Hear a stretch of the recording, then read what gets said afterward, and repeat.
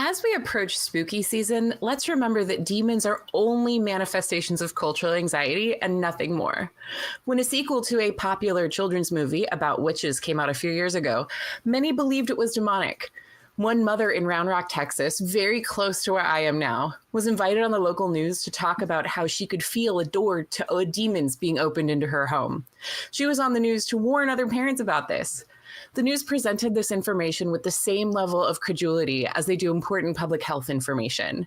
How will a child in Round Rock, Texas, ever be able to distinguish between science and superstition when we live in a culture where even the local news presents anti-demon measures as though they are as important as information about the seasonal flu or a deadly car crash on I-35? So do you think demons ought to be warned against on the local news? Do you think that I'm an agent of demons simply by claiming they don't exist? Or do you agree with me that demons have far too pervasive an impact on our culture now, and it's time we address that? Either way, give us a call because the show is starting now.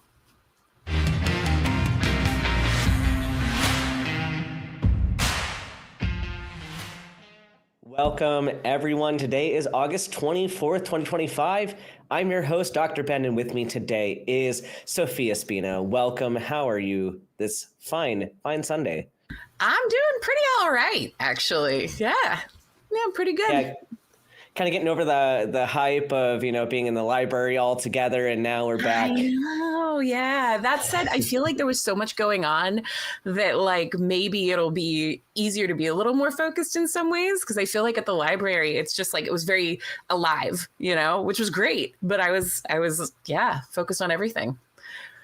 Definitely. It was so great seeing all the beautiful faces at the Bat Cruise and at the live studio shows. It's always very, encouraging to see people coming out and supporting what we do. And because so often we see the negatives, we see the negative comments and all that. So it's really heartwarming to see people that feel like the show has made a positive impact on them and that they keep wanting to come out and spend time with us. So thank you, everybody who made it out.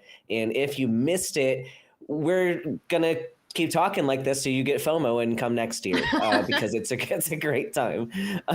It is really fun. And there was an opportunity over the course of the weekend to see Dr. Ben perform Book of Mormon karaoke. So that was pretty great. I did do that. It was super fun. But with that being said, Talk Heathen is a production of the Atheist Community of Austin, a 501c3 nonprofit organization dedicated to the promotion of atheism, critical thinking, secular humanism, and the separation of religion and government. And this is a live call-in show. So get your calls in. We have open lines. You can call in at 512-991-9242, or you can use your computer browser at tiny.cc/callth. Please get your calls in. We want to hear your stories about demons, ghosts, Jesus. If you've had an experience that, maybe you're not religious anymore, but you thought you had an experience with demons. I'd love to hear your stories about the satanic panic. If maybe your family had an interesting interaction with the occult, and I want to know how you dealt with that. Let's have some good conversations. We also are here to talk about why you believe in God. We can talk about religious fundamentalism, all kinds of topics, why you think morality exists. Do atheists even have morality? So many topics open for discussion today on this show, but you got to get your calls in order for us to talk to you. We're live every Sunday at 1 p.m. Central on YouTube, but you can also find us wherever you get your podcasts. So be sure to listen there as well if you are a podcaster. Also, don't forget to follow us on Patreon, where you can get access to extra special content like after show, like early releases of our episodes, and other bonus content. So definitely check that out. And we'll get to the top 5 patrons later on in the show, but you could be competing to see if you get your name on that list this week. And with that, it's one of my favorite times of the show, the question of the week. And we're going to bring up Kelly. Hi, Kelly. Hi. Long time no see. What you got for us today, Kelly? I have got the question from last week was, what shouldn't you see in the atheist community? And I can think of a lot of different answers for that one, but here are our top three. From number 3 from Chuck Gatos, new axioms of logic being invented when the old ones aren't proving what you want to be true. Ooh, that was actually really thoughtful. Number 2 from Kay Moore, what shouldn't you see in the atheist community? Philosophatory arguments about necessary entailments and contingent contingencies. I really like that one. I really like that one. That was definitely in reference to one of the calls we had last week. Yes. That was exciting. Yeah, I could comment about that more too. Just it feels like every time we get a call like that as well, actual philosophy people right after are like, oh, that person was not speaking nonsense. And I'm like, okay, I'm not just an idiot. But and our number 1 answer, also from Kai Moore, what shouldn't you see in the atheist community? A second coming that is unpleasant for those involved. Ooh. And really Sophia can attest that when I read that, I snorted. I thought that was a really good answer. Yeah. And our prompt for next week is complete this sentence. Not even a demon would possess blank. So, Sophia, have you thought of an answer for that one? Yeah, I'm going to go with something topical. James Dobson's carcass. Ooh. Oh,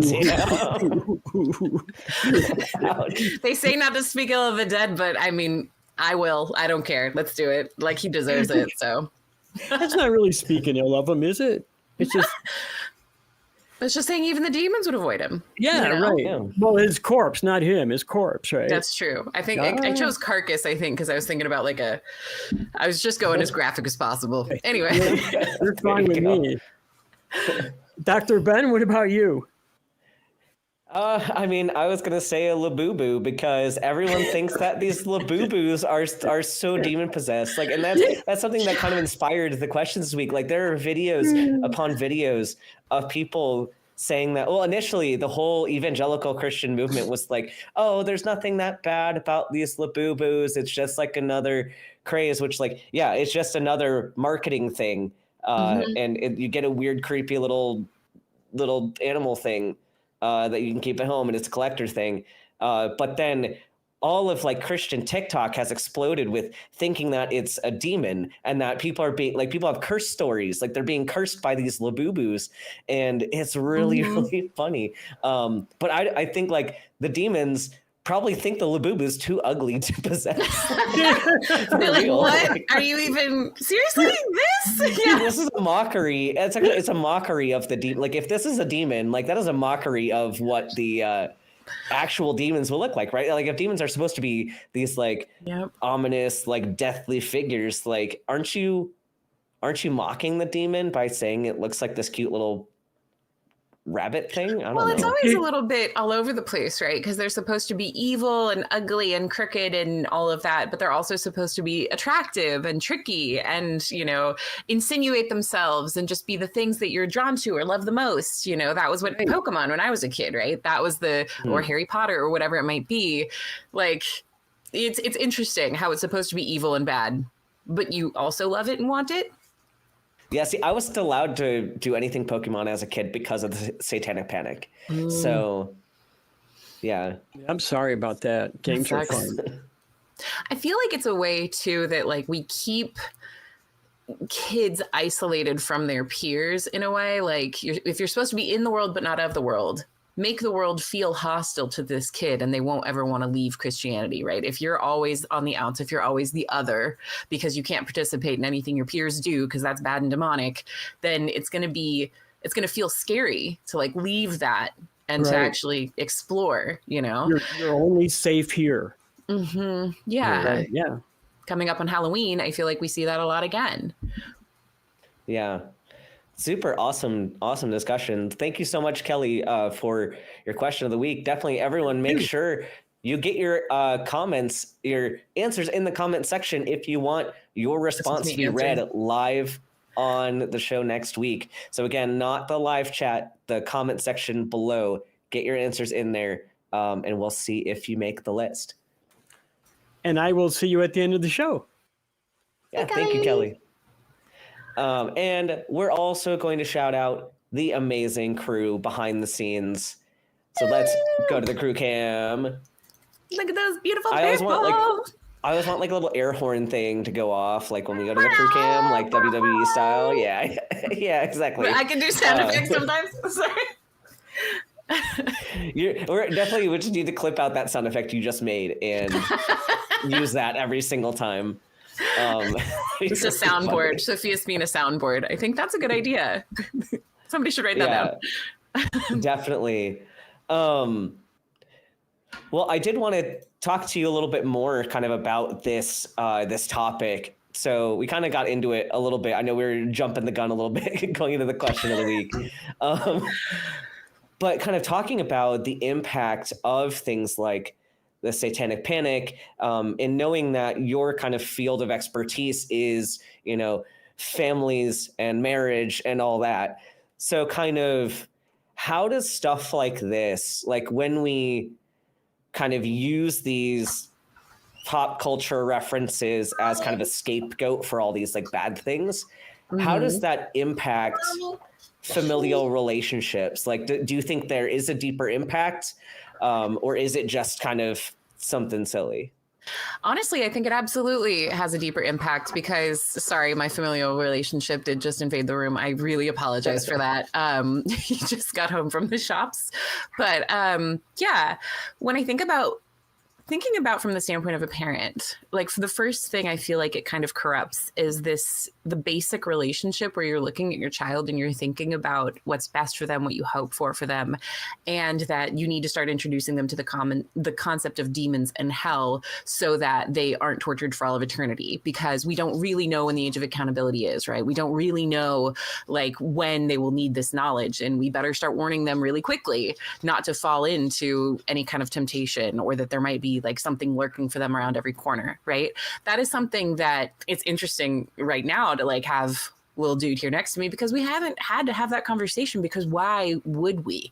Like, what would be beneficial about that? It can be used as this reason for very harsh discipline early on, not because the parent necessarily wants to hurt their child, but because they think that if they don't hurt them, then they will be, condemned for all of eternity.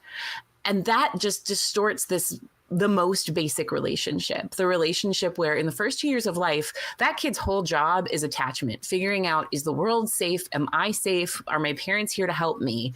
And it provides an answer of essentially, no, your parents are not safe people, because they're too scared to actually care about your physical and psychological well-being. They're more scared of you being condemned for eternity.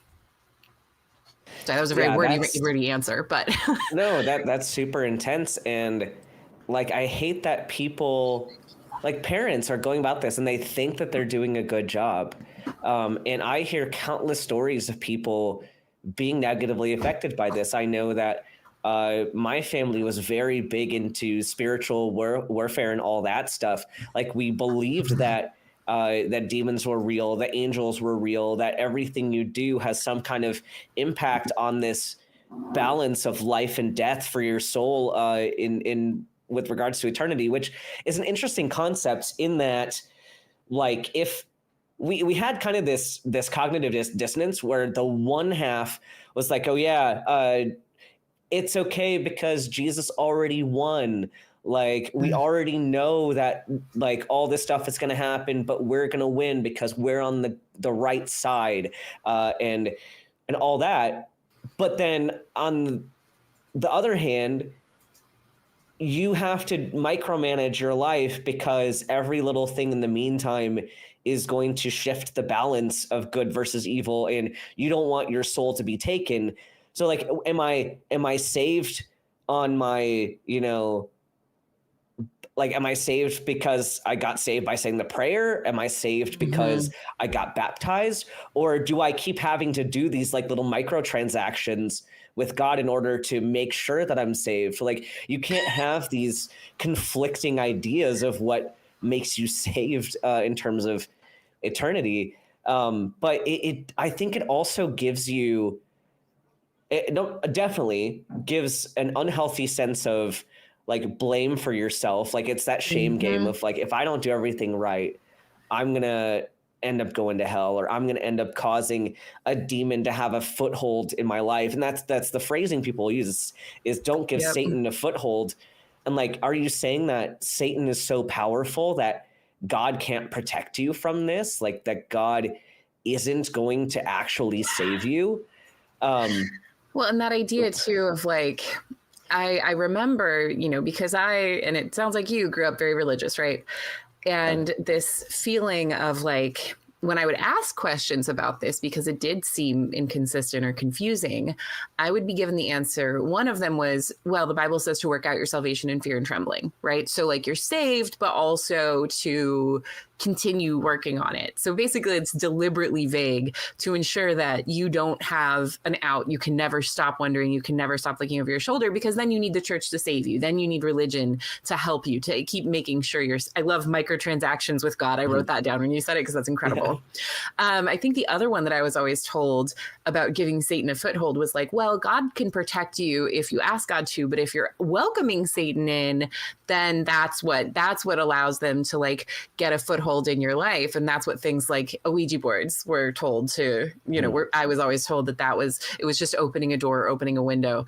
And I do find it really funny that, you know, what is it? Ready, Steady, Spaghetti is made by the same brand that Ouija boards are. And somehow like they're able to actually summon real demons. Like it's cardboard, man. It's cardboard mass produced by Hasbro. Like that this is all that it is. And yet it's, you know, you're opening a door. So better watch out, or you'll be consciously tortured for all of eternity. And I guess during your own life, like salvation doesn't really mean anything in the concept of demons and demonology, I feel like. Yeah, like it's just a very interesting concept. And it also not only impacted how I viewed my relationship with my family, my relationship with society as a whole. It's again, okay, so there's this conflict again of simultaneously shaming you for the things that you're doing, but also saying, oh, but we're better than everybody else on the outside. And so there's a lot of like cultural shaming too. And I saw that especially within missionary communities, like viewing other religions as having those satanic footholds or whatever, like especially Hinduism was a big target for this, like because they have idols in the home. And the interesting idea that there's, I have to remember what passage it is specifically about keeping, you know, some kind of like keeping an idol in your home, essentially. And this is where, again, some of the arguments have come around, like Labubu and stuff, is keeping this reflection of like, is this an idol in your house or whatever? But like, if you look at the passage, it distinctly was in reference to like actual idols, like when they would raid another civilization, take them over, and keeping their idol statues, like they weren't supposed to hold on to those, they're supposed to destroy them. And so it's specifically in reference to other deities. It's not in reference to demons. It's not in reference to any other mythical type creatures. It was specifically that God did not want them to have idols in the home. So it's interesting that passage just ends up taking another meaning, and therefore kind of diminishing the power of this deity in the first place. I think, you know, kind of before the show, we were talking a little bit about how elastic some definitions can be. And when I think about idols and the concept of it being a different deity, I remember so many sort of evangelical Christian types making the argument that, well, you've made it a god, you know, like a Lububu or a Pokemon or Cabbage Patch Kids or whatever it is, like that you're making it that in your life, which is really interesting that like God is not powerful enough that he could keep from being replaced by trendy trading cards, you know, like that as a third grader, this is actually apparently going to have such sway over their life that they'll again be damned forever or be open to a demon because of it. But it was just these definitions, because God or a god is such a squishy definition, because an idol or a demon, they're also so elastic in kind of how we speak about them in modern times. They could be anything. So the argument can change and be anything. Do you need this new popular trend to be a demon for the purposes of controlling your particular child? Then make it a demon for the purposes of controlling your particular child. Do you need to isolate them from their peers because you're worried that they'll question Christianity? Great, don't let them celebrate Halloween. Keep them separate, keep them alone. Do we need to make sure that they can't read popular teen magazines because those people are actually making themselves an idol, right? Atheists, we're told that we make ourselves gods all the time because that's an easy way to try to diminish that we actually believe what we say we believe and that we don't believe in a god. Just say that we're making ourselves an idol. Say that we're making ourselves a god, because none of these words really mean anything. They're all just, whatever it is that we've decided they mean in this moment. I am actually noticing that you still there? There we go. I was like, I wasn't seeing you there for a second. Anyway. Yeah, I'm here. Hello. Yeah. So anyway, I just feel like it's because it's so pliable. Why not just make it anything you need it to be right then, rhetorically? Yeah, no, exactly. Do you have any thoughts about, let's say for people who are still deconstructing this piece of their lives? Because I know this is not an uncommon experience. I believed when I was younger that demons would show up, and I didn't even believe necessarily that it had to be for because I was doing something wrong. I remember being taught that because I was a Christian, that I was a target for Satan, that Satan was trying to take me away from God. And so hearing the stories of the Bible of people having demon experiences, or even seeing pop culture references of people having demon experiences, you have people just claiming that they had certain things, or you watch televangelists call people up to the altar and then do exorcisms right then and there. I thought, this could happen to anybody. But how do you think people can productively kind of deconstruct this? Well, I would say the first thing is recognize that scrupulosity is a symptom sometimes of an actual mental illness or something you could get help with from a therapist. So scrupulosity in this instance is that kind of obsessive focus on every single choice that you make as though it's going to be an eternal decision, or a decision with eternal ramifications. So I remember thinking about chocolate or vanilla, as an ice cream choice. Well, how is this chocolate produced? How is this vanilla produced? How are they from different companies? Do they have different implications when it comes to where the cows are from? Or will they have a different effect on me physically? And could one of those effects be mind altering? And is that bad? Is that wrong? When you're going down and down this drain of trying to figure out the most moral decision at all points, and it reaches a level of significant anxiety, that is actually something that you can learn coping strategies about from a therapist, or work with therapists on that kind of anxiety. Because whether or not you might have clinical anxiety, having grown up in a high control situation will oftentimes at least mimic those symptoms. You'll start feeling the same things. You'll be behaving in a similar way. That's not normal. You don't have to do that.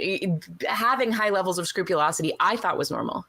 I was constantly in my brain saying things like, I beg the God to come in. I demand that the devil go out. Whenever it would occur to me to think that, I had to think that over and over again and had to get it in the right order, or else I would potentially be condemned. I remember constantly going through that just because the level of anxiety was so high. I do also happen to struggle with clinical anxiety, but it certainly didn't make it any better. I would say, yeah, so just recognize that some of these things are actual clinical symptoms that are rising to the level of distress for you, and you can get help for those things, and it's okay to talk about. It's not just you, and this is pretty common with folks in your similar situation. I think the other thing I would say too is start just by naming them and talking about them with other people if you can. So communities like this with the Atheist Community, it was really helpful for me to be able to talk with someone about how, like, I watched the movie The Exorcist, and I watched it with a really cool group of people and at a cool event actually put on by another YouTuber. And I was like, wow, this is the movie that everybody thought was really this anti-Christian movie, and I'd be possessed if I watched, you know, because I'd always heard of it like that. And afterwards I was speaking to someone and I said the name of the demon out loud. His name is Pazuzu, just for those who are wondering. And I was immediately in that weirdly heightened state you get, like when you feel something is there, when you're in the woods, when you're like looking for things. And I was just talking to my husband about, like, it's so weird that I know that's not real.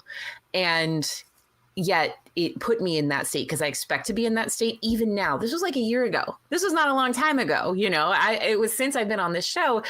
Those are like physical reactions we're ready to have when we are expecting something to be scary or to hurt us. And it was so deeply ingrained into my mind that saying the name of a demon would make this happen, that it still happened, even though I know that's not true anymore.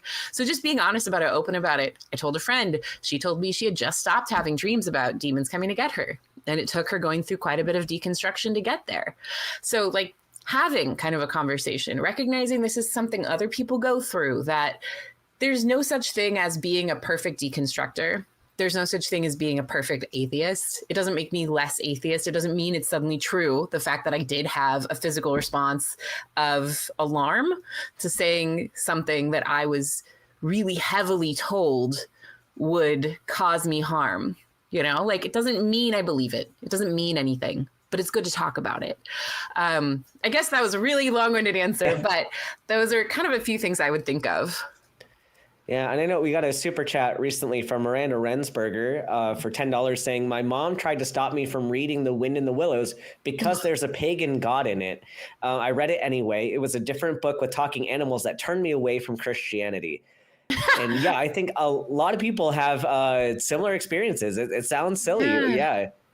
Well, and it takes something so beautiful and lovely like Wind in the Willows, right? Like, that's a great story. You know, you have Mr. Toad, like he even goes to hell at one point, right? Like he is like condemned for his wild actions. It's even a morality tale, but it's still kind of silly and interesting and whimsical like childhood is. And it makes it gross and evil and shameful. Like, how do you do that to a child, you know? Yeah.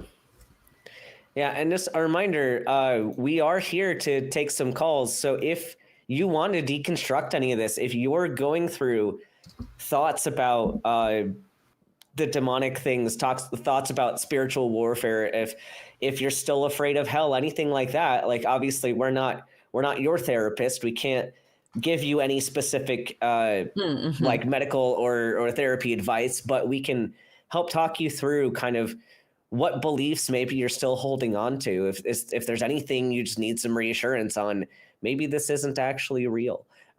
We'd love to talk you through it. Or if you have a funny story like Miranda's, something that you were told you couldn't do as a kid because it was evil. Yeah. We'd love to hear your funny stories as well. So give us your calls on that. Also, I'm curious too, just about, I guess I think maybe we're thinking similarly, but do you think that throughout kind of the courses of history and the multitudes of satanic panics that we've had, do you think that women are disproportionately like targeted by this, or do you think there's a pretty even gender split? That is a really interesting question. I think it might depend upon the specific fear that's being manifested, because I think about Salem witch trials, right? Witches were usually women. And I think the fear of women having agency has always been something that people are scared of, but women having knowledge, agency, a lot of times the people targeted were midwives, basically women who had medical knowledge and would help other women, and men were not included anywhere in that equation necessarily. I think that those are incidents in which women are likely to be targeted. But then I also think that whenever we get panicked about children, I think that there can be feelings of like targeting whoever we feel is somehow altering what we view as the ideal childhood, I guess, is how I don't think I'm phrasing this quite as exactly as I would like to. But when we have this idea that childhood or children are pure and perfect and that we come in and we corrupt them, like I think about the satanic panic of the 80s, this idea that time was changing, Cabbage Patch Kids existed. There started to be like, think about like Transformers or He-Man or whatever it is, like on TV, these things that didn't necessarily look iconography wise like other more traditional views of childhood or what we thought a traditional pure childhood would be. We start looking around for something to blame. Grown-ups are uncomfortable. They start blaming whoever's in contact with these children, whoever we can say is actually trying to hurt them. So there were a decent number of men caught up in the satanic panic. Also a decent number of daycare providers, because they were the ones that came in contact with children. So overall, like, yeah, I think a lot of the time women are used as the scapegoats, but I would also say anyone without power that we have decided has changed culture can end up being a victim of this. I would actually argue a lot of current trans panic comes up because we have this concept of like, well, we've decided that gender, particularly in childhood, must mean this particular thing. And so it's emulating a similar kind of moral panic. So I feel like moral panics maybe just target those that are in general marginalized. Oftentimes in religion, that will be women, but not always. That's again a really long-winded answer. No, that's awesome. I really appreciate your insight on that.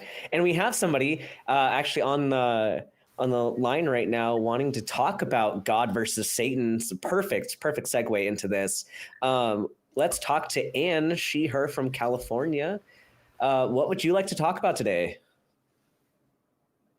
Hello, Dr. Ben. Hello, Sophie. I called a while back and I talked to Sophie and Christy about adoption and abortion. But the reason why I'm calling today, because you're bringing up Satan or demons and satanic panic.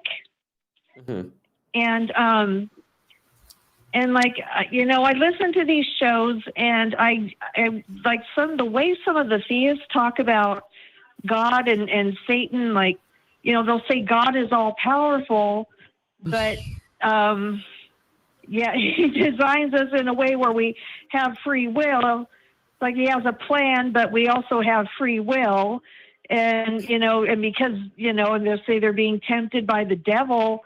And it makes me wonder, is Satan more powerful than God? Because that's the impression I get from these discussions. Yeah, I feel like I identified that question too, because I think that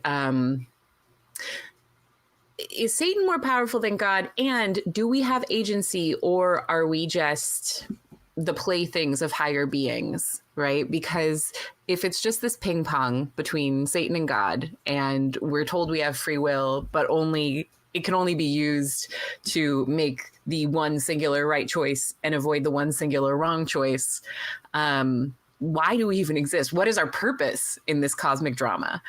I think the idea that Satan himself, whatever gender we have for Satan, was so rebellious against God. That idea that Satan rebelled and that's why he is evil does give the impression that Satan is more powerful and that he's inherently a threat to God. If God's plan is that we are all saved, that's actually God's plan, but we might do things that get in the way of that, or Satan might do things that get in the way of that, then Satan consistently thwarts God pretty effectively, if not the majority of the time. So I would sort of argue that, yeah, it definitely seems like Satan is more powerful than God. In this instance, I would agree with you. Right, and you have things like the story of Job, where apparently God was like tricked into hurting his own follower. And it's like, how do we have all these stories of God not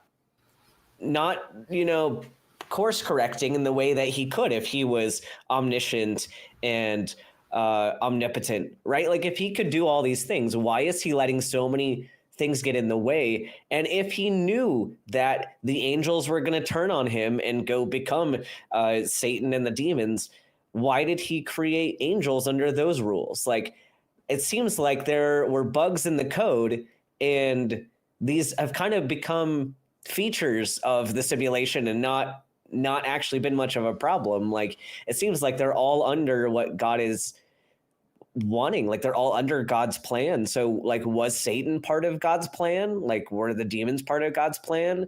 It sounds like hell, even part of that is part of God's plan.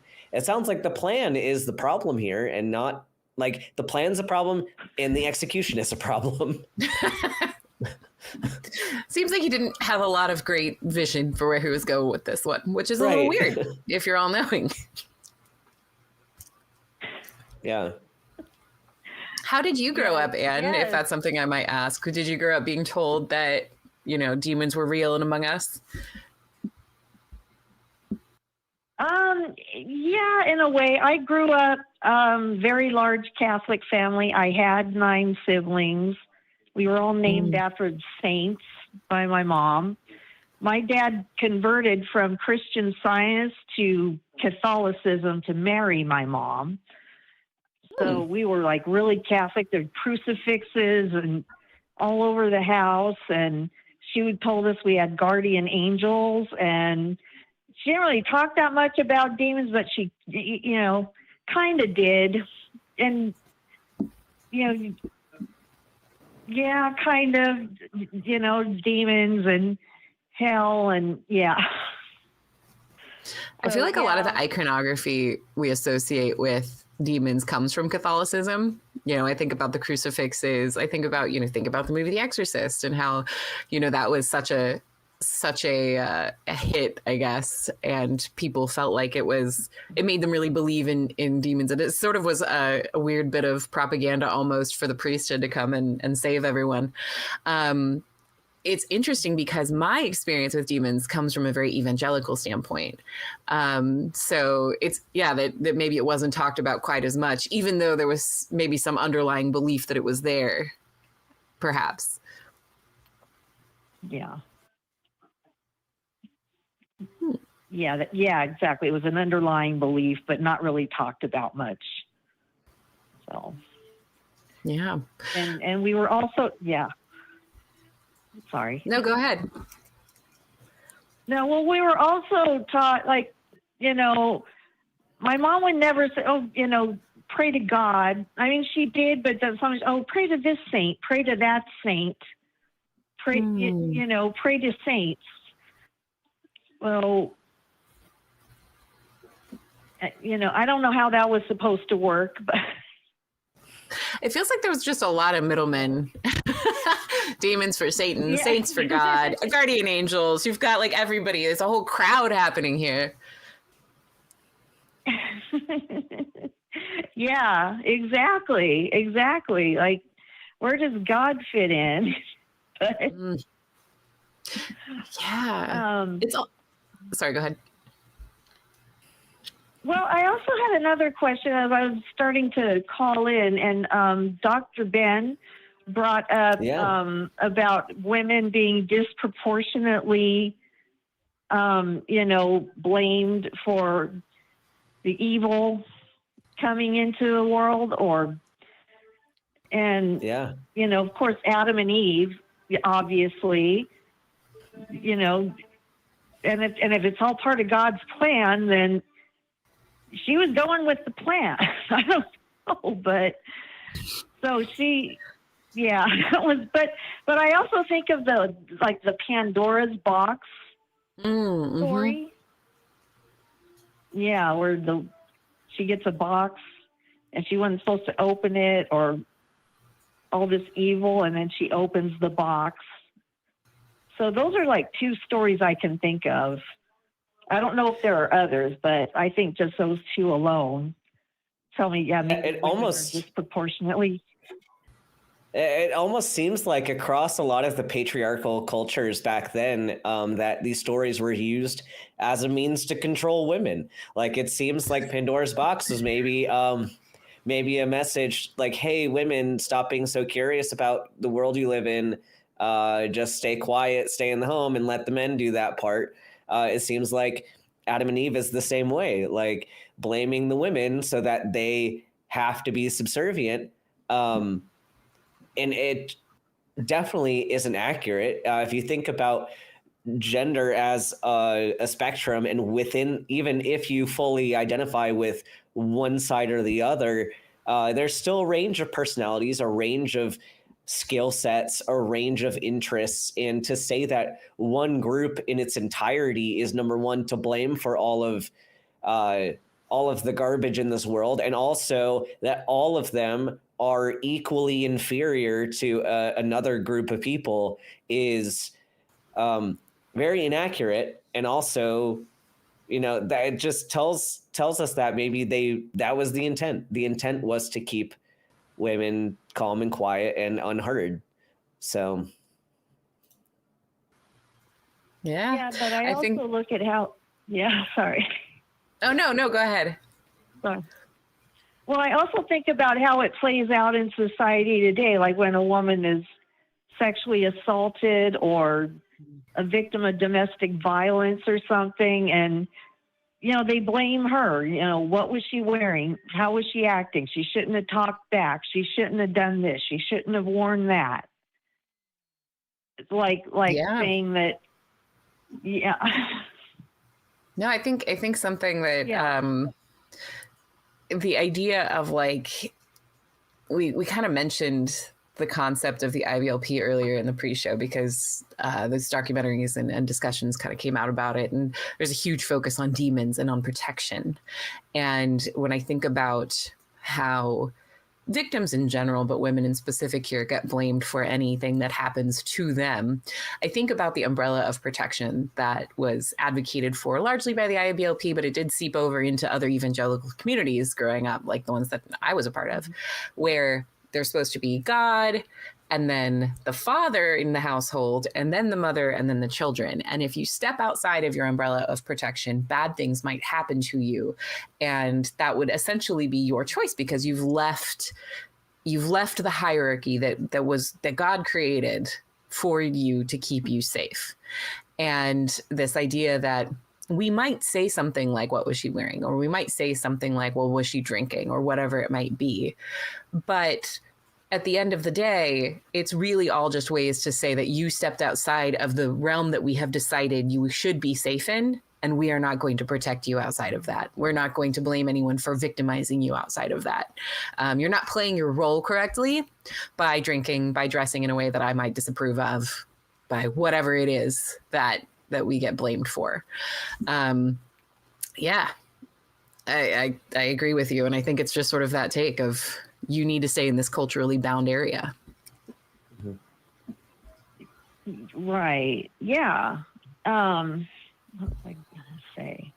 I had something to add to that, and it just left my mind. But, but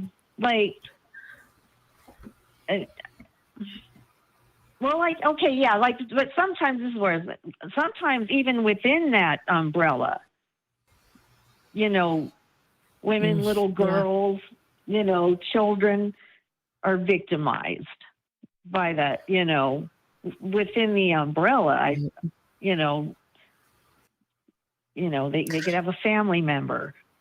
Yeah. And, or someone in the church. Yeah. Abusing them. So, and then they still get blamed. 100%. I remember, watching a sentencing hearing for someone who had been accused of CSA, for YouTube purposes, I'll call it that. And one of the things that this person said was that the person who had been accused, who had pled guilty, this was the sentencing part of things, was that they had evil inside. They must have some evil inside them, because they were a very religious person. And the thing that really stuck out to me in saying it that way was that it wasn't you. That somehow, you didn't just hurt children in a really deplorable, disgusting way because you wanted to. You did it because there was a demon. You did it. It's not really your fault if you are, this was a religious man, arguably head of a family, when it was him victimizing someone, it wasn't really his fault, right? Right. And then that whole free will thing flies out the window. Right. Yeah, what good is following a God if you can't even get the evil out from inside of you that would cause you to victimize the most vulnerable people? You have free will to stay within your own little umbrella. That's what it means. Like, you don't actually, like, you have the free will to get out of your umbrella, but don't, where bad things will happen. So you have free will up until the point that you start disobeying, and then it's a problem. And if you're the person who is in charge, like a man in the church might be, then you get to come up with whatever theology gets you off the hook for that. And others need to be beholden to it because you can back it up with a Bible verse and say that it's actually a demon. Oh, yeah. Well, and these are the groups that don't have an issue with slavery either. So it's like, sure, the whole thing we got into of like how you discipline your child if they go out and, expose themselves to demons or whatever. It's like that stuff sure ends up being justified because they can already justify this other stuff. Like, so it's not like they are making an exception for like, oh, this is like one thing we're going to accept. No, they're accepting some very horrendous things in an attempt to beat the evil out of you, to beat the demons out of you.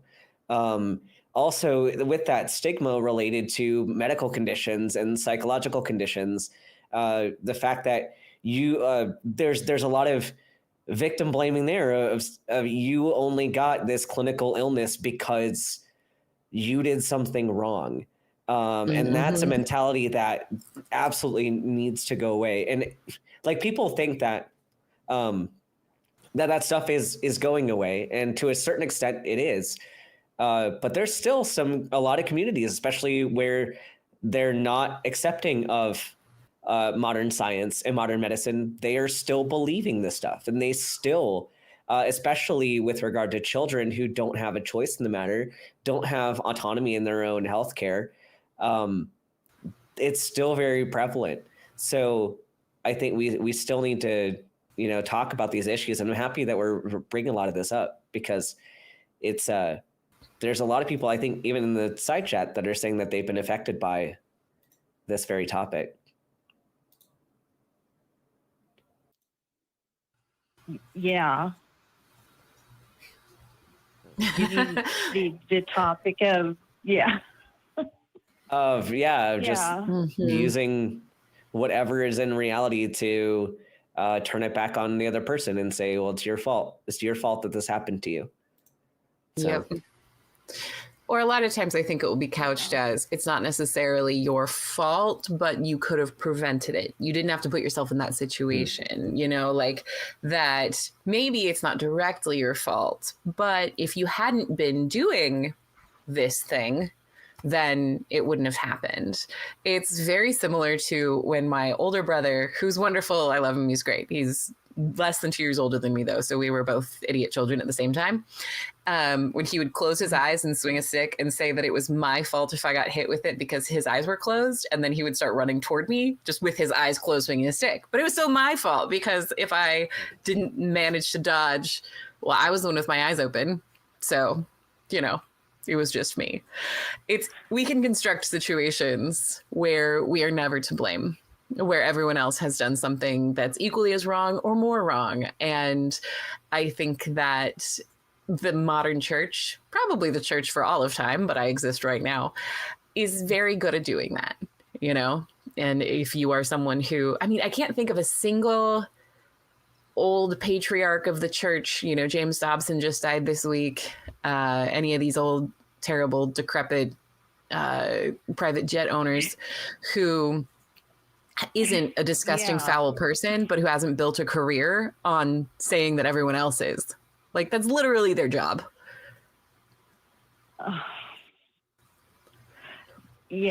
do not shed tears for James Dobson. Not. He was very anti-gay, and my son is gay, and I've always worried about him. But, with Trump taking office and guys like him spreading this stuff around for decades, I worry about him even more. Yeah, so we have to stop. We can't go into the political side of things, but we can kind of steer back to the evangelical piece. But yeah, we're in agreement. There's a lot of people, particularly within the church, that are, spreading harmful ideas, and that are getting people hurt. So it's important that we make sure that our ideas are coming from the right place. And that, we're not hurting the next generation because of these ideas. But then you get people like, I mean, sorry, go ahead. No, I was just, because he was really into, beating kids, like as a form of discipline. Mm-hmm. Wasn't he? Yeah. And believe me, I was beaten brutally, most all my siblings were, but you know what? It did not help. It made me scared of my parents, but it didn't make me respect them. Yeah, I feel like that is a very good summation of the impact of beating or physically hurting a kid, is that we often use the term respect and associate it actually really with fear. And particularly when we're thinking about a family, and some families that might view themselves as more traditional, and they talk about how you need to have respect for older generations. What that means a lot of the time is just fear of them, but you're not going to look to them as somebody who's wise about how to live a life. You're not going to look to them as someone who can help solve problems, because they've already shown that they can't. They've already shown that they're going to resort to the basest form of, I guess, a human throwing a fit, which is hurting a child. I think that's just a really, really good way to put it. Like, I think one of the things that in marriage and family therapy you always talk about is that you can't not communicate. Like, people might think they're good at communication, bad at communication, whatever. But no matter what you're doing, it's communicating something. Hitting a kid is never communicating, oh, here's actually the right way to do things. It's just communicating, I am unregulated as an adult. I don't like the thing you did, so you're going to get hurt. That's all that is communicating. Very few people, I think, are able to really remember consistently why they were actually getting hit, spanked, whatever. They just remember that they got hit and that their parent is not someone they can trust. Like, what a horrible way to go about life. What a horrible thing to do to your child. Yeah. Oh, yeah. I mean, we got beat with tree branches. So, yeah. Yeah, it was rough. It was painful. There was no way I was going to do that when I had a child of my own. I kind of went maybe the opposite way. I might have been a little too permissive with my son. So I don't think that's good either. I think that's true. It can be difficult. And I think it's actually a pretty common response when it's like, I got hit a lot, so I'm going to, just do the opposite. But I think it's interesting because sometimes we say that parents who do things like hit are actually strict, when realistically, they're just capricious. They're unpredictable, because if you are a parent who is using violence as a discipline strategy, then it's usually not going to be equally distributed in a proportional way for every offense. And so it's not really strictness. It's just random violence. And I would say that I do prefer permissive parenting to that.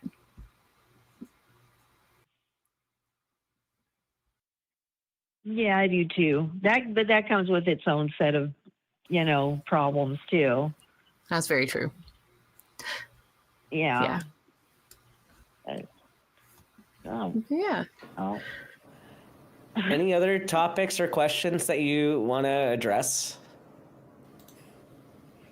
I'm not sure. I mean, I just, I'd say this is probably my favorite show out of all of them. You guys are always so great. Love here. that. Oh, thank you. Yeah. Yeah, I've always wanted to talk. I've talked to Sofia before, and you just are so sweet. And I've always wanted to talk to you, Dr. Ben. So I was really happy. Actually, I did have a question, but it's way off the topic of what we were talking about. It's just something I'm curious about. And as a medical doctor, I would want to. Okay, so. I was born in a family of 10 kids. My older brother was number 4, I was number 5, and my sister was number 6. And we were all born with aortic valve defects. And we're the only ones that were born that way. And it's just weird that it happened to the 3 middle kids, I thought. And I don't know if that's something that's common or... not necessarily with the order of the children. It's possible that there's some connective tissue disorder in the family or some kind of, congenital thing that is already kind of in your family or was prone to happen anyway. And just the lottery kind of happened the way it did. I mean, the more children you have in a family, the higher likelihood of, something being expressed in the genes of those kids. So it's probably chance. There's a lot of different factors that could have led to that. But I don't think the order of the children necessarily made that happen.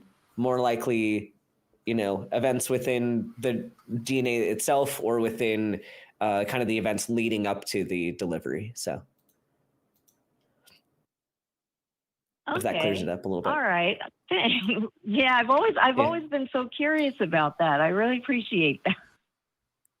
Yeah, no problem. So thanks. Yeah. Yeah. Thanks for the question. Yeah. Anything else you got? Yeah, no, this has been. Anything else? No, not right now. But I would love to call back sometime with another topic. Definitely. I mean, you guys are just so great. You're so nice to the people. So I really, really enjoy the show. It's really my favorite one. So. Yeah. Well, thank you so much for calling in. Really appreciate it. Thank you. You guys have a great day. You too. Bye. Bye, Ann. Bye. She's sweet. Yeah. What a sweet person. But yeah, a lot of the stuff that we were kind of talking about ahead of time kind of all culminated in that call. Yeah, something that sorry, go ahead. Oh, no, you go ahead, and then I'll... Well, I was just going to mention that something that when you mentioned the idea of like hurting future generations, I kind of think about how often corporal punishment or strictness with children, strictness, I put in quotes because it's really just violence, with children is phrased as a way to preserve them or to help them. It has similar talking points to this kind of new idea of toxic empathy, that actually by being kind, you're hurting someone because you're empathizing or letting them get away with wrongdoing.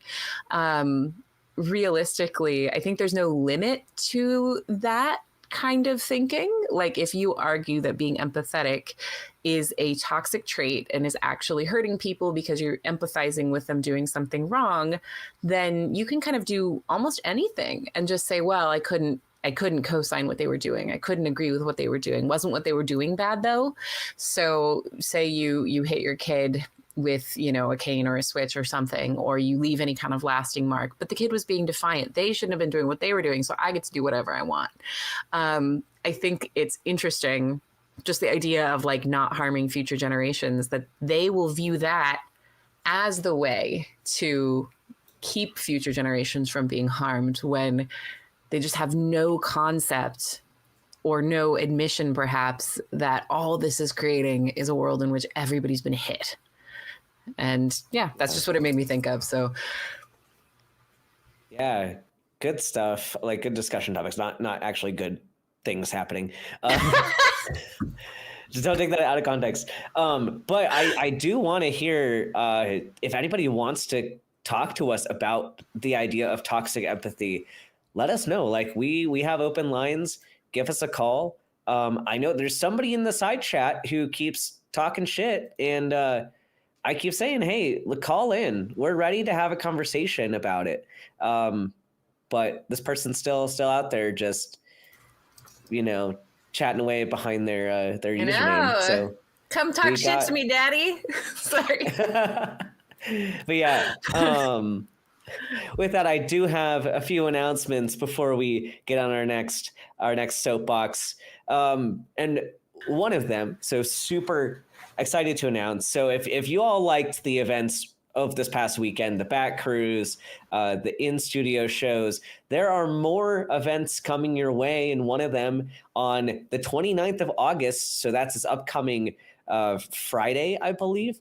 The ACA will be hosting a presentation by Seth Andrews, the one and only Seth Andrews, with an introduction by Genetically Modified Skeptic and the Antibot. So if you are interested, definitely join us at the Round Rock Public Library for a fun evening of pizza, conversation, critical thinking, and all that jazz. You can get your tickets at tiny.cc/evening with Seth. And Seth is a great guy. So definitely it's worth it if you're nearby, even if you're not nearby. I did not know there would be pizza, gotta say. I am going. I will be there. So if you want to meet Sofia, Spina, and chat before or after, whatever star power I have, there you go. Also, I mentioned Round Rock specifically in the cold open because that's where they platformed the mom worried about demons on the news. And so I kind of love that this is also being hosted in a Round Rock public space. That's amazing. Just going to the heart of it. And if you want to go to Round Rock or any other place near you and get some people to call into the show, we have flyers now at tiny.cc/ACA flyers. You can print them out from your own computer. You can also go to do they still have Kinko's? Do those still exist? You can go to one of them places that have printers, and you can print them out and post them at the Round Rock Library if you so choose. Or you can go to a different library and post it, or somewhere else. You can post those flyers. You can even, I bet you could put some at a church bulletin board. Just sneak one in there. Go in, put that flyer there, and get people to call in so that they can defend their faith and we can defend our non-faith. So definitely show those. And if you do put a poster out there, get a picture and send it to tv@atheist-community.org, and we might feature it on a coming show. That would be super cool. When you mention libraries, you know where else has printers? Libraries, which are often free or very cheap for patrons to use. So I am a lover of local libraries, so there's that. Absolutely. You can also support us by liking the video, sharing it out, sending super chats that we've already read one on the show, but we'll read as many as we can for the remainder of the show. We also have merch. Get your Talk Heathen merch at tiny.cc/merchaca. We have t-shirts, we have hoodies, crop tops, hats, tumblers, mugs. I keep reading this list of things that I can get, and I have yet to purchase a Talk Heathen crop top. I need one of those crop tops. I feel like okay, who wants me? Maybe I can even do this on the show. Maybe I need to get one of them Talk Heathen crop tops and wear it on the show. I'm sure that the crew would not have any issue with that. I'm sure they would openly support this. I feel like they would. Please wear something else. We get so many callers of people telling me to take off the crop top. So if you want to call in and let me know why I should or should not wear a Talk Heathen crop top, we have open lines. So you can do that. I love the premise that people could call in or vote for what people are wearing on the show, like that. Normally you can't, but that is my invitation to you. That is a special offer only because it's Talk Heathen merch, and we need Talk Heathen paper dolls. Just make the different hosts, and they could wear different things, and yeah. We need our own little demon possessed doll from Talk Heathen that we can have in our houses. Yes. We need that. I may or may not own several creepy dolls. I really should have had them behind me for this show, but Oh, well, I think that's a great idea, though. That is amazing. We also have a voicemail that we can listen to. Do you want to hear the voicemail, Sophia? Yeah. Let's do it. Yeah, I just wanted to pass on that I agree with pretty much everything you're saying, but that's easy. I think religion certainly is man-made. What I would suggest is, I don't know if you've been following it, but look at what's coming up with or coming out with quantum consciousness, and how some people think we just live in a giant matrix. So there's some interesting things they're finding out about the brain, and, you know, that may be something. All right, good luck. So my first take is that sometimes when we start talking about things, whenever there's quantum in the name, I become a little skeptical, initially because, like, it can mean anything. We can have quantum water, like, it doesn't always actually refer to something scientific. Oftentimes pseudoscience really loves the term quantum. Looking this up real quick, it looks like the idea of, like, the quantum mind or quantum consciousness suggests that the consciousness arises from quantum mechanical phenomena like superposition and entanglement, rather than solely classical neural processes.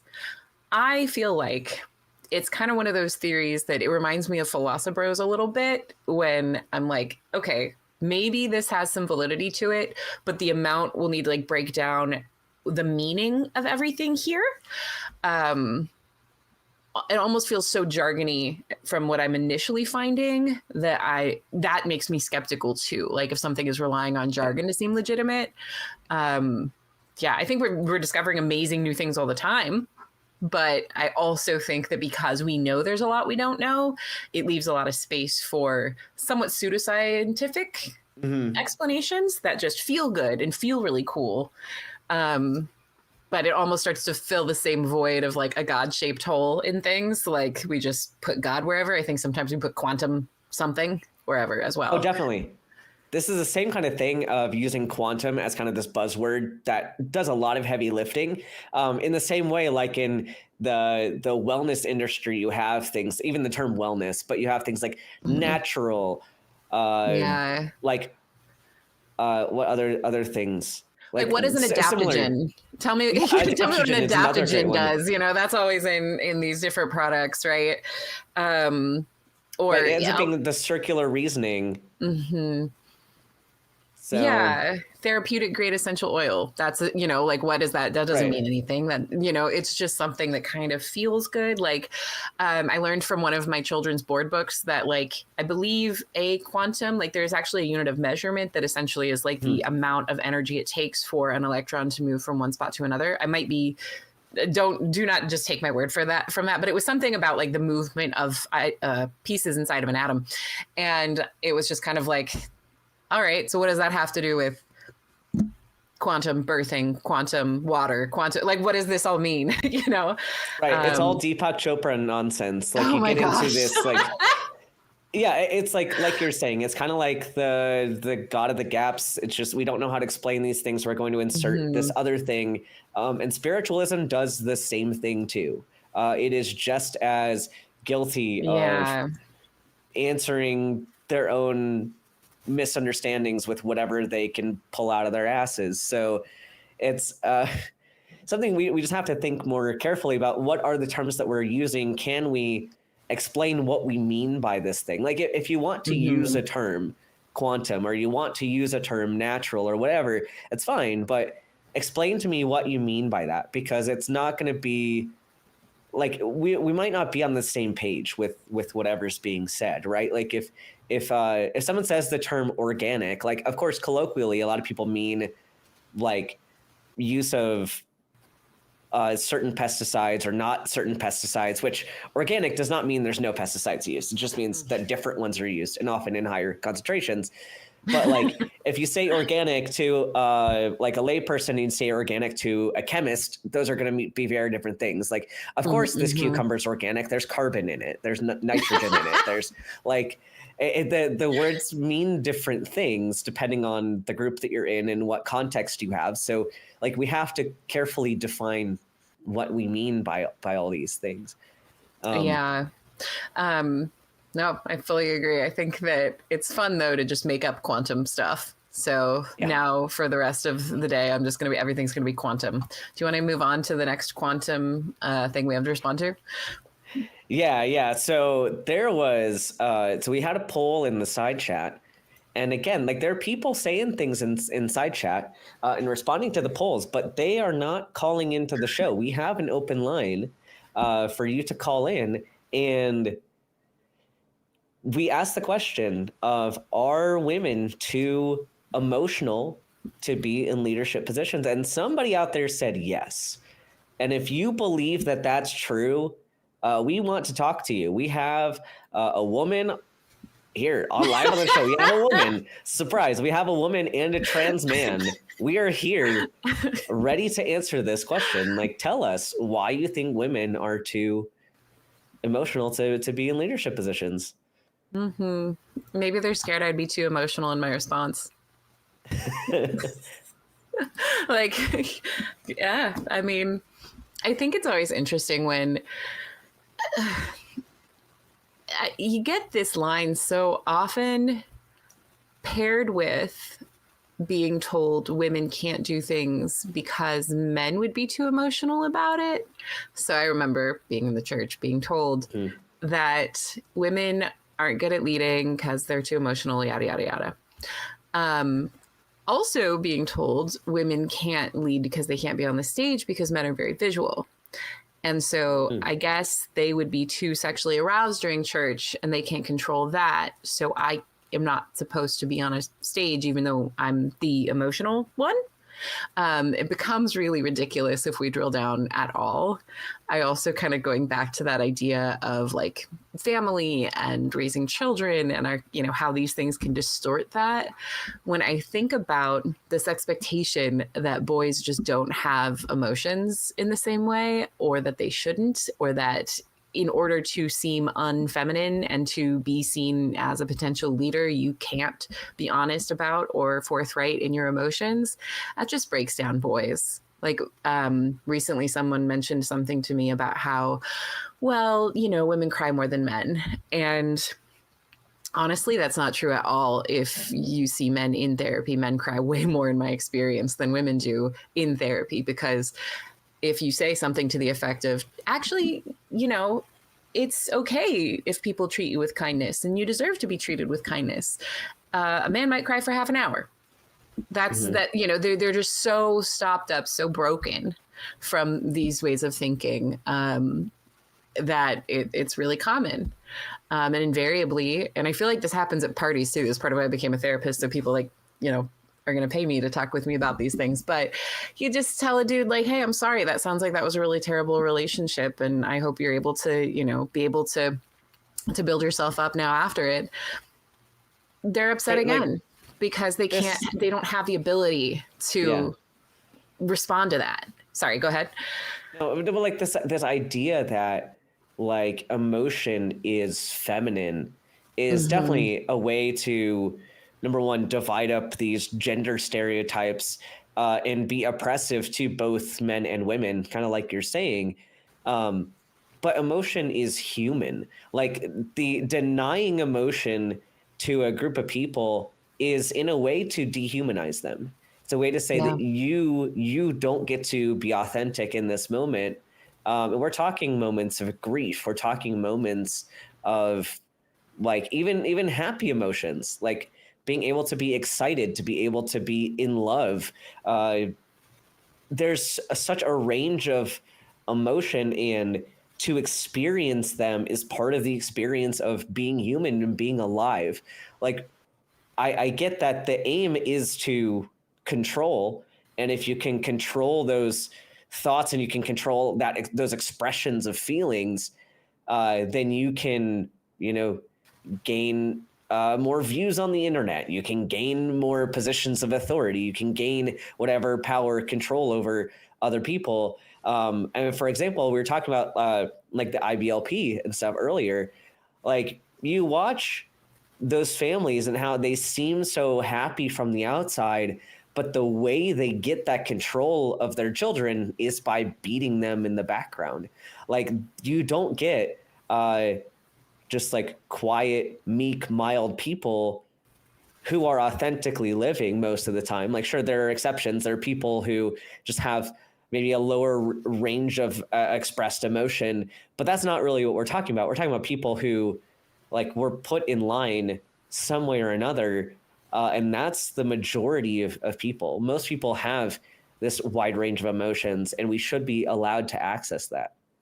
Yeah, I think there's also a difference between having a genuine emotion and performing an emotion. Mm-hmm. I think men are often told, and boys, like, I think we talk about men, but really I think about like the 3-year-old who just burst in earlier. They start teaching this very early, to perform strength, to perform not caring. Like, you can have an emotion, but it's got to be anger, and you've got to make it seem like everyone else is wrong and you're righteous about it. So it's not just an emotion. It's not just something you don't like, right? You can't just have an emotion about that. This idea, yeah. So you're performing strength. I think about the IBLP, I think about the Duggars, the women there are performing femininity. They're performing being pleasant. Those voices are even a performance, when you're talking meekly and calmly and you do the big I thing a lot. That's really a performance too. And we all know how to do it, but it's not being true. It's not being human. And again, that's the expectation. Just don't be human and you'll be set, I guess. You'll be able to be in a position of leadership or fulfill whatever it is that our gendered idea expects of you. Mm-hmm. I feel like, should I do that lady performance more? Maybe I should say like horrible atheist things while pretending to be an IBLP woman. Anyway, that would be an interesting concept. It's like you start using that voice and I start wearing a crop top to the show, and then that's yes. I think that at that point we might get a lot of viewers just in a very different vein than like we traditionally have. But hey, right. Why not? Yeah. We do have another super chat from Space Barbarian, $10, saying, I've asked people, are humans natural? Which implies everything we do and make is also natural. That's a very interesting point as well. Yeah. And like probably with how we define natural, you could in that way effectively redefine the watchmaker argument into that watches are natural because they're made through a natural process of humans using their hands to do things. Yeah, that's true. Well, I think I immediately go to like, how much medical intervention do we allow someone to have before we decide it's unnatural? Because oftentimes the idea of something being natural or unnatural, like legislation starts to decide it should come in, and we should be able to tell people to only do this much, to only be this unnatural in our view. And so, yeah, like, is Botox something that would still make me natural? Like, to paraphrase Carole King, what is a natural woman? But yeah. It is also natural, simultaneously natural and unnatural. This is the worst segue I've ever made in my life.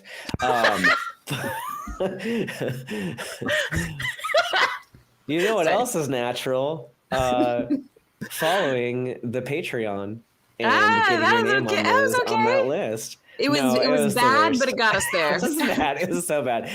Sophia, would you like to read the top 5 patrons of this week? Sure. Top 5 patrons. Number 1, we have Oops, all singularity. Number 2, Dingleberry Jackson. Number 3, Kalevi Helvetti. Number 4, J.A. Carlton. And number 5, Moldred D. Malconten, which I love. Oh, my goodness. And honorable mention to number 6, Hell's Bells. So those are our folks. Yay. Applause for them. Yeah. Thank you so much to all the patrons. And again, if you want to have your name read on the air, then consider supporting us at tiny.cc/PatreonTH.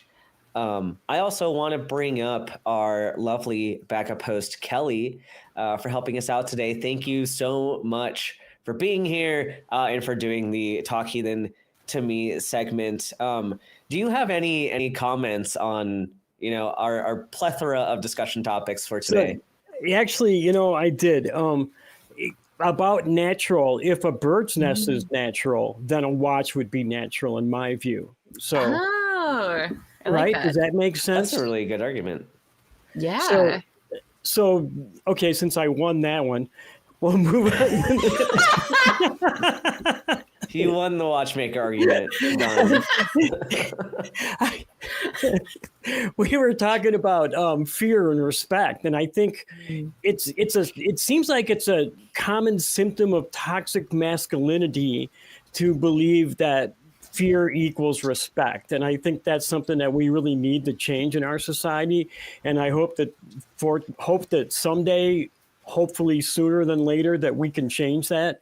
And I think that us talking about it is maybe getting everybody a little bit closer to that goal, as long as we can keep that conversation going, not just between us, but between the people that are listening to us. So good idea for bringing it up. And there does seem to be some people in our chat on the side that just don't want to call in. Now, I talk to these kinds of people all week long, and I beg them to call, and I can get like 1 in 100. And the excuses they give are just entirely pathetic. Honestly, to tell you the truth, honestly pathetic.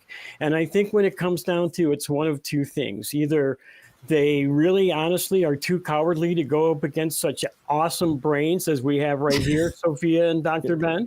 I would have a hard time going up against either one of you.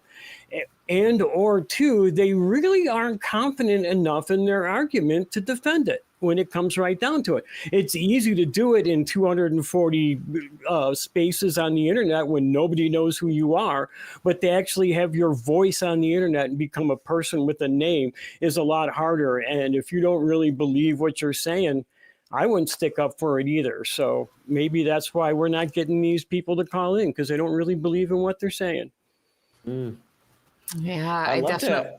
Yeah. Sorry, I love to see some pastors call the people who are preaching this on the pulpit. Like, if you're going to preach to your congregation, like, I would assume that you know your position well enough to defend it against some like lay atheists. Like, I'm not any kind of religious leader. I don't think you two are. Like, I've never been one. I've never claimed to be one. Like, I'm not an apologist. I'm not a biblical scholar. I'm not any of these like high tier things. Like, I would hope that if you are another layperson that has some ideas, like, hopefully you can bring it to the table and talk to us about them. I mean, I'm not in a position of authority for all religions care. So Yeah, I think about how I went to a Christian university, and I had a friend who almost went to an even more conservative Christian university. And it's pretty common to have regulations where you can only use resources that are physically a part of their actual library at universities like this. So everything you have, every bit of information has to be pre-approved.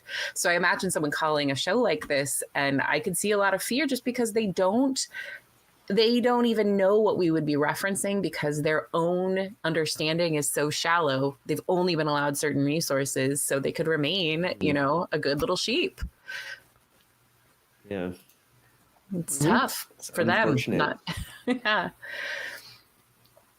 Yeah, I just wish more people would be more willing to stick up for their beliefs. And I know it's not easy all the time. It's not easy for everyone. But I think to actually do it the first time, but I think once you make that first step, you find out how easy it is. And it's amazing. Like, when I made that first step, all the people that came up to me after I stood up and said something and was vocal in public, how many people come up to me afterwards and said, you know what, I agree with you. And they were just not willing to stand up either, because we're all a little self-conscious. We might not fit in. But you know what? If you really believe in something, and if you have a good argument, it doesn't matter how you say it or what you look like. Your argument is still the same. So Yeah. Yeah. And you might not say it perfectly. Like, I think when I was religious, I argued on behalf of religion a lot, partially because I strongly believed if you're not faithful in making these arguments, then you're not faithful in anything. Like, what's the point of believing something if you don't stick up for it? But I guess I was more hardcore Christian than they are. So, Yeah. Just start small. Um, Stand up yeah. just in small places. Start small. I always say each tiny candle lights a dark corner of the world. So be the tiny candle. Yep. Be the tiny candle. And with that, we do have our, okay, real quick. I know there's a comment in the side chat that I just have to reference the fact that, what's unnatural? Dr. Ben's segues, and that was a really hilarious burn. That was really good. that was really good. So with my unnatural segues, the prompt for this week is complete the sentence. Not even a demon would possess blank. Reply in the comments and tune in at the beginning of next week's show to hear who got the top 3 answers, and maybe one of them could be yours. And also, there's no rules on how many answers you can submit. You don't have to just submit one answer. We know the top 2 answers for this week were from the same person. So type in as many as you want in that comment section, and we might use multiple of your answers. Maybe you'll take up all 3 of the best answer spots. I don't know. I should get a prize for that. Like being able to Chuck see Dr. Gatos Ben did wear a that. cracked pop. Chuck Gatos did that once on Truth Wanted. He got all 3 of the top spots. So Dang. If you're that good as he was that week. Yeah, so no rules about how many you can submit. So submit as many as you want, and we'll read the top 3 next week. Any other comments from y'all? I mean, we got the love rings already out. Love rings coming from Kelly's secretly, face. When it came on, I demons. kind of felt like the music from the Oscars. Are they playing across the stage? Wrap it up, team. Wrap it up. Well, thank you both for being here today and engaging in some important discussions. I know a lot of people are deconstructing these things. They seem silly, but at the end of the day, there are people who are affected by this. And if you're one of those people that is still struggling with this history of abuse, of oppression, of believing that you should be ashamed for all of the things that have happened to you, we're your community. This is the place for you to come and get some encouragement, help deconstruct some of that stuff. We are here as a resource for you all, as a sounding board for you all. We love being here every week. And we appreciate all the support that we had at the library, at the Bat Cruise, here in the side chat this week. And if you do believe, we don't hate you. We're just not convinced.